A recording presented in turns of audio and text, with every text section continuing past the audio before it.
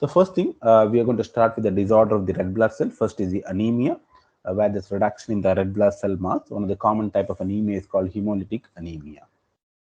Now, low hemoglobin, because of hemolytic anemia, there will be low hemoglobin, which can lead to pallor. It can also lead to low haptoglobin. Now, what is haptoglobin? Haptoglobin is a normal component of the plasma which binds to hemoglobin. So whenever there is hemoglobin is in excess in the plasma, haptoglobin will go and bind to the hemoglobin. So the free haptoglobin level will decrease in hemolytic anemias. Hemoglobinuria. So whenever the red blood cell ruptures, what happens? It releases the hemoglobin, which is present inside the red blood cell, and that will result in hemoglobin, free hemoglobin in the blood or in the plasma. Now, this free hemoglobin gets filtered to the glomerulus and can appear in the urine, which is called as hemoglobinuria. Okay, this is also called hematuria or can lead to acute kidney injury. So, this hemoglobinuria can damage the kidney tubules and can result in acute kidney injury. Next is the high LDH. So LDH is lactate dehydrogenase. It's an enzyme which is usually present inside the red blood cell. So whenever there is hemolysis, there will be a release of this enzyme into the plasma, and the plasma level of LDH will be higher. Now we know that hemoglobin is ultimately broken down into heme and globin. Globin is a protein component which gets undergoes catabolism to produce individual amino acids, whereas heme is basically as a protoporphyrin ring with iron. So what happens to heme is converted into bilirubinemia and bilirubin, taken up inside the liver, conjugated, excreted in the bile. Okay.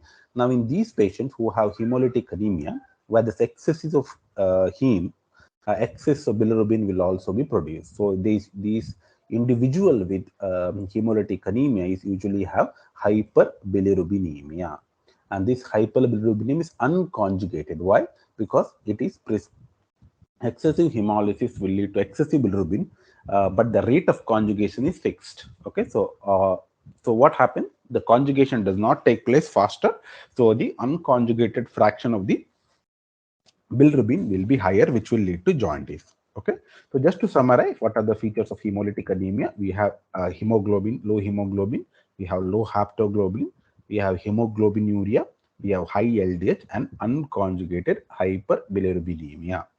Now, once you have diagnosed as hemolytic anemia, we should look for what is the etiology of hemolytic anemia. So we have hereditary causes and acquired causes. What are the hereditary causes? Hereditary causes can be divided into causes in the red blood cell membrane. There is any defect in the RBC membrane. So the common defect is called as hereditary spherocytosis, where one of the cell component of the red blood cell membrane, known as spectrin or ankyrin, they are defective. Another pathology could be hereditary elliptocytosis. Now, going inside the RBC, we find there could be defect in the hemoglobin. For example, we have sickle cell anemia, we have thalassemia, where there is defective hemoglobin, which can lead to hemolysis. Apart from that, could be some metabolic defect. So we have an enzyme called gluconeogenesis antioxidant. If this enzyme is defective, the antioxidant component of the cell will decrease, and the cell will be undergoing oxidative stress and hemolysis. So these are the common cause of hereditary hemolytic anemia. Moving on to acquired causes. Now, acquired causes can be further divided based on the etiology, specific etiology. For example, we have broadly two types of acquired causes. One is immune and one is non-immune. Immune mediated can be which is called as autoimmune hemolytic anemia.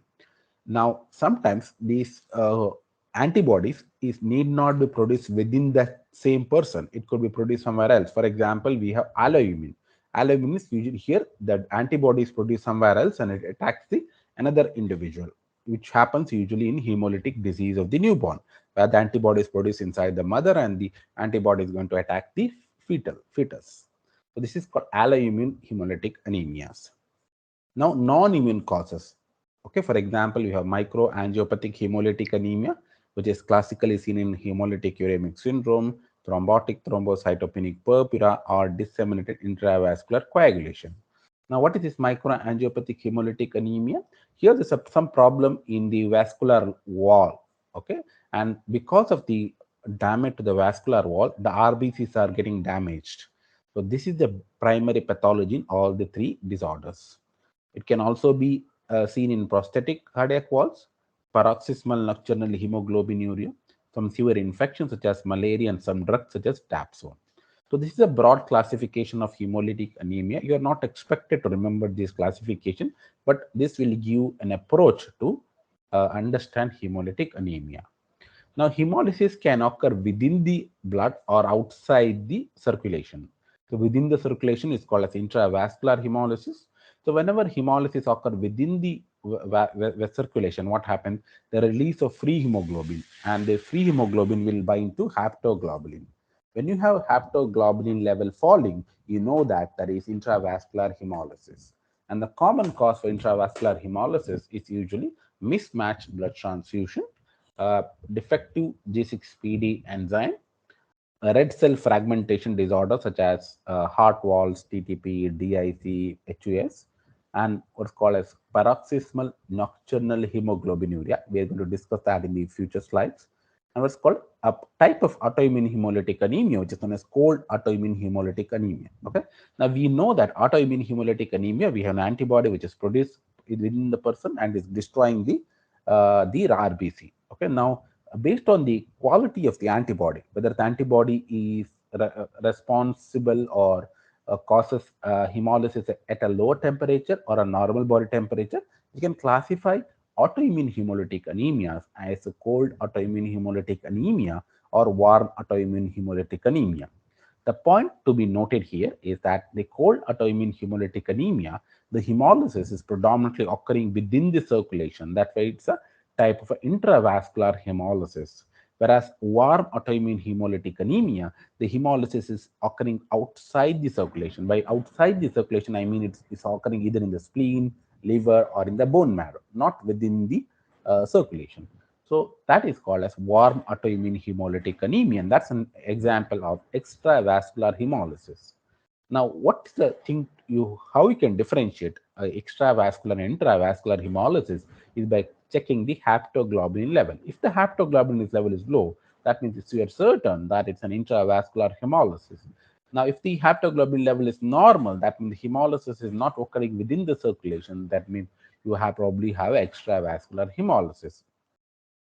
Now, common cause of extravascular hemolysis are usually hemoglobinopathies, for example, thalassemias, hereditary spherocytosis, or hemolytic disease of the newborn. Now, so we'll go slightly in depth into autoimmune hemolytic anemia. As we discussed earlier, based on the temperature at which the hemolysis occurs, we can classify them as cold and warm autoimmune hemolytic anemias. Most of the time it's an idiopathic. We rarely seen secondary hemolytic anemia in patients, for example, those who have lymphoproliferative disorders or infections or drugs. In patient with autoimmune hemolytic anemia, we can demonstrate the antibodies. Okay, we can demonstrate these antibodies by a test called as Coombs test. Okay, Coombs test. We have two tests of Coombs test. What is called as positive and negative. We have what's called direct and indirect. I'll demonstrate that in the next slide. So this is a table which gives a difference between cold autoimmune hemolytic anemia and warm autoimmune hemolytic anemia. The cold autoimmune hemolytic anemia is usually IgM mediated. Here the hemolysis is taking place at 4 degrees Celsius.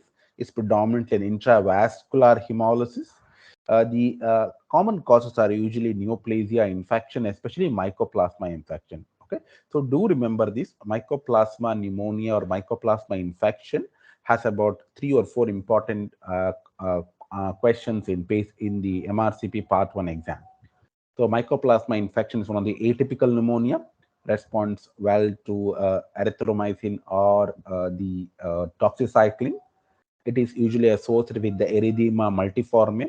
And fourth, it is associated with the cold autoimmune hemolytic anemia. Okay, these are the 4 important points for Part 1 exam with respect to mycoplasma. Now,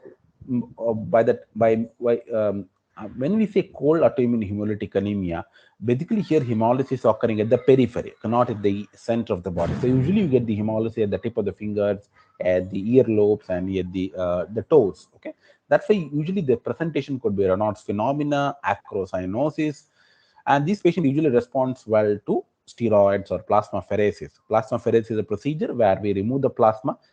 From the plasma, we separate the antibody and infuse fresh plasma.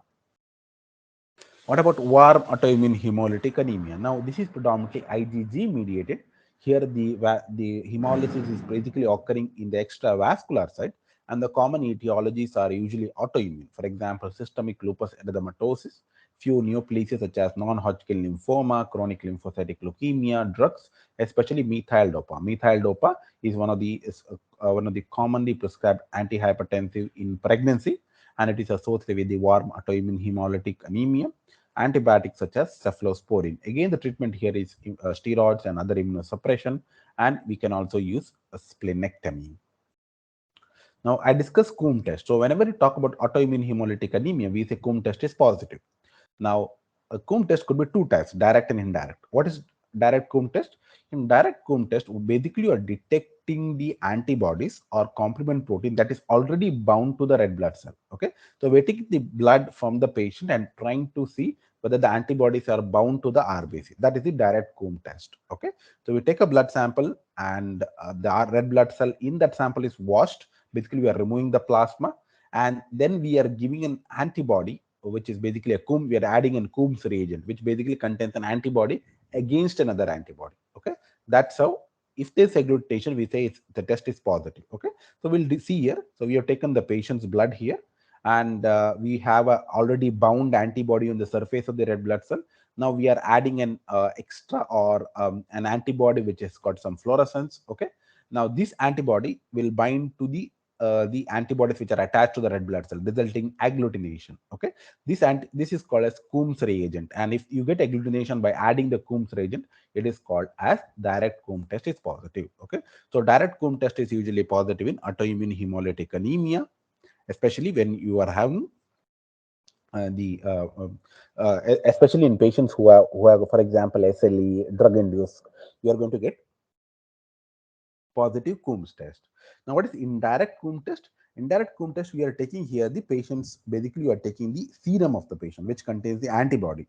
Now, you are taking an artificial red blood cell with an antigen on its surface. Okay. Here, the sample which you are taking from the patient is a serum and adding to a Coombs reagent, which contains RBCs. Okay.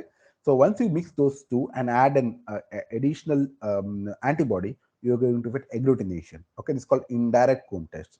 So the point you should remember here is that in direct Coombs test, you are taking the serum and you're detecting the unbound antibodies. Whereas in direct Coombs test, you are taking the blood and you are trying to detect bound antibodies. Okay. What's important is direct Coombs test one, which is most commonly performed. Indirect Coombs test is usually performed in hemolytic disease of the newborn. The normal lifespan of the red blood cell is 120 days. So indirect Coombs test is used for prenatal testing of pregnant women or prior to blood transfusion. Detects the antibodies against the RBC that are present in unbound in the serum. Here the serum is extracted from the blood. Serum is incubated with RBCs of known antigenicity, and if the agglutination occurs, the test is considered to be positive.